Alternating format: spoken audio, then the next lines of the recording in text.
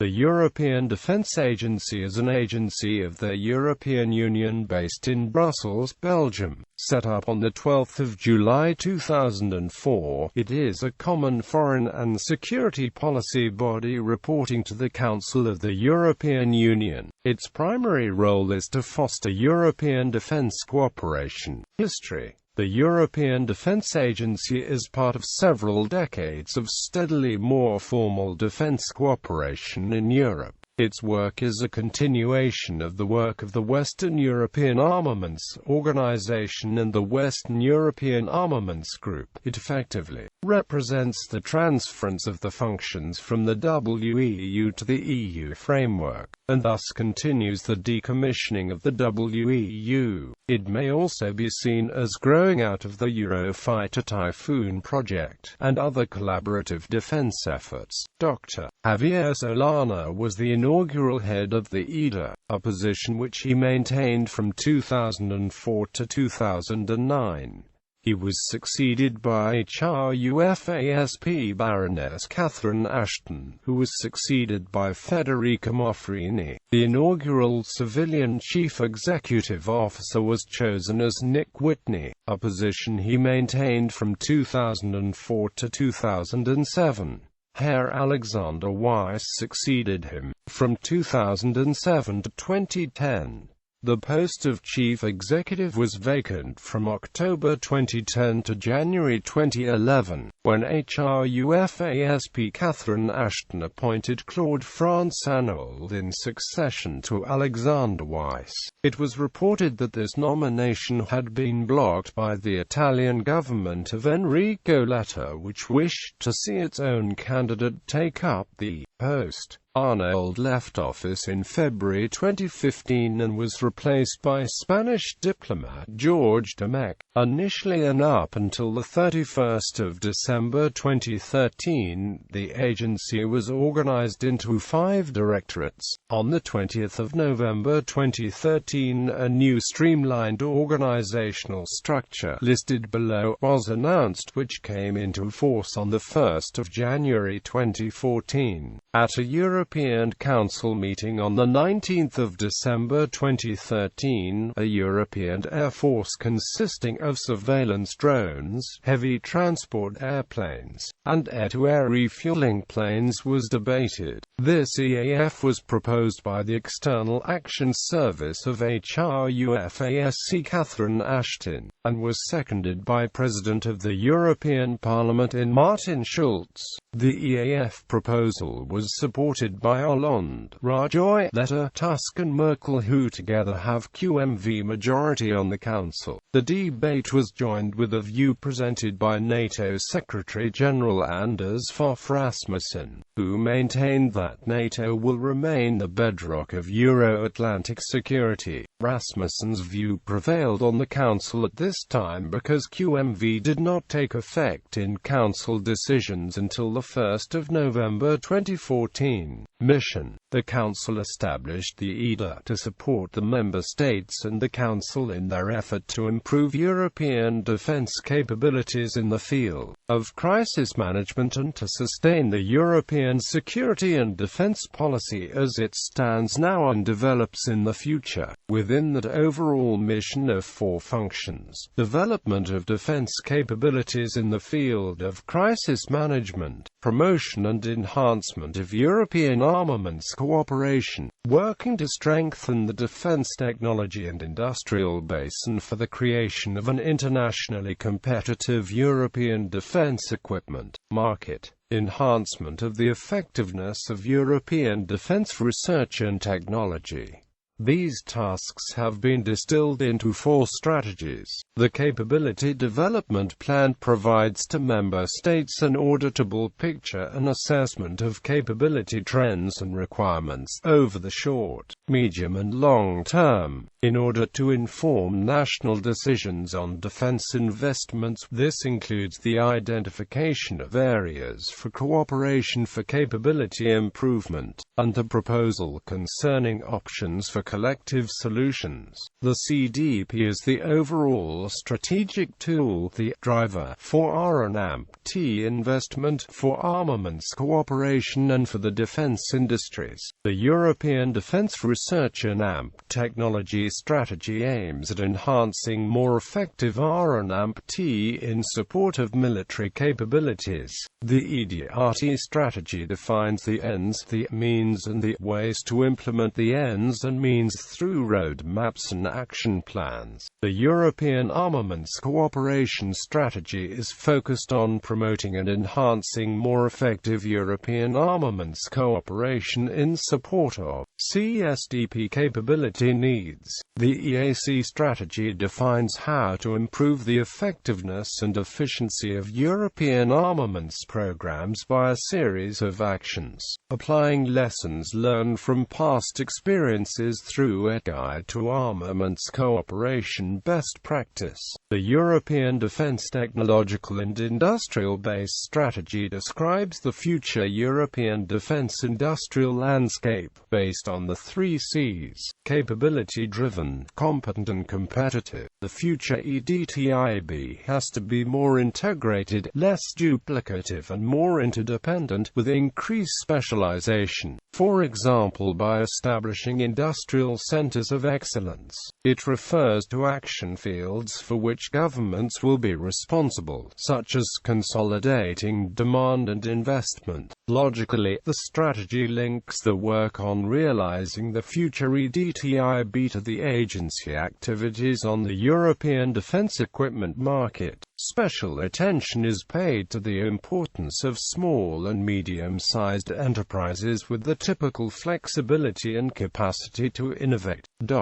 Current projects. The EDA works in a wide variety of areas. Some of its most notable current projects are listed below. Management and organization. The agency is monitored and managed in 3 ways.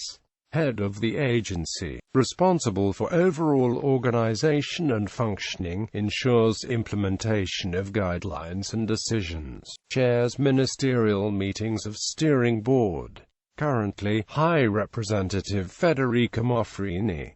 Steering Board, the agency decision-making body, composed of the defense ministers of participating member states together with the representative of the European Commission and led by the head of the agency, chief executive, head of staff and responsible for supervision and coordination of units. Currently Jojepe.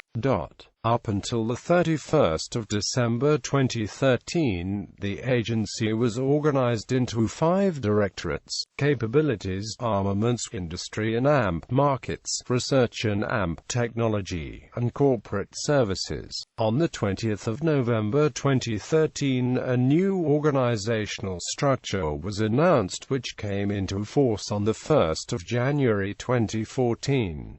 In the new structure, the agency was reorganized into 3 directorates, listed below: Cooperation Planning and Support. The Cooperation Planning and Support Directorate focuses on the early identification of requirements at European level and the through-life aspect of capabilities. It is responsible for capability planning through the Capability Development Plan and the Cooperative Program Database, and pooling and sharing, including the Code of Conduct.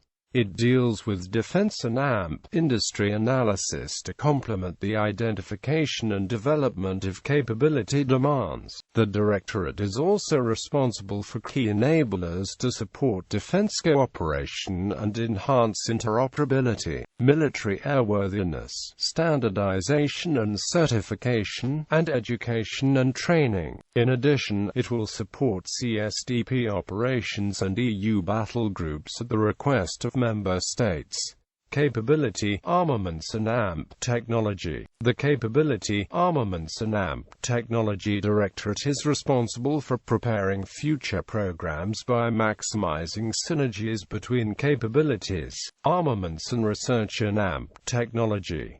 The Directorate brings together the agency work in the areas of information superiority, air, land, maritime, and the joint domain, in particular identifying future critical defense technologies needed to support military capabilities, European synergies and AMP innovation. This directorate is an interface between national defense ministries and wider EU policies that have implications for defense. Its main tasks is to promote and support innovation through innovative research in the areas such as components, radio frequency and AMP, optical sensors, materials and structures, energy, and CBRN protection. It is responsible for developing synergies and greater complementarity with the EU programs such as Horizon 2020 and European structural funds. The Directorate is also the agency focal point on space policy, on which it will have a close dialogue with the Commission and the European Space Agency. It is responsible for market and AMP industry policy, including SMEs, security of supply, the REACH regulation, market efficiency and global aspects of the defense market. The Directorate is also responsible for the military dimension of the Single European Sky, with a particular emphasis on the SESAR deployment phase, as well as the EDA's activities in the areas of green energy. Budget.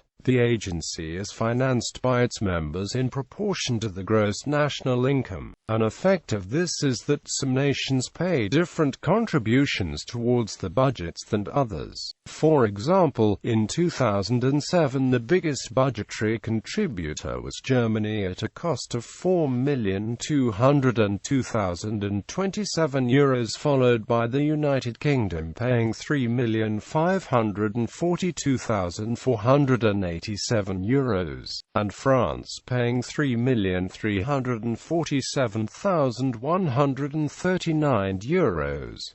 This budget covers the agency operating costs.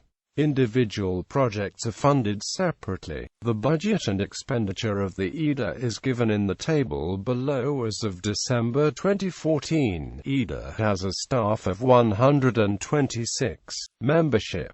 All EU member states take part in the agency, except Denmark, which has opted out of the CFSP. Administrative arrangements with non-EU members. The agency signed administrative arrangements with Norway, Switzerland, the Republic of Serbia and Ukraine, enabling them to participate in EDA's projects and programs without exercising voting rights. All administrative arrangements are approved by the European Council. The head of the agency is responsible for negotiating these arrangements in accordance with directives given by the EDA Steering Board. Review of the United Kingdom's membership. In 2010 it was reported that should the British Conservative Party win the 2010 general election, then they would withdraw the United Kingdom from the European Defence Agency. On the 28th of October 2010, the Parliamentary Under-Secretary of State at the British Ministry of Defence stated in the House of Lords that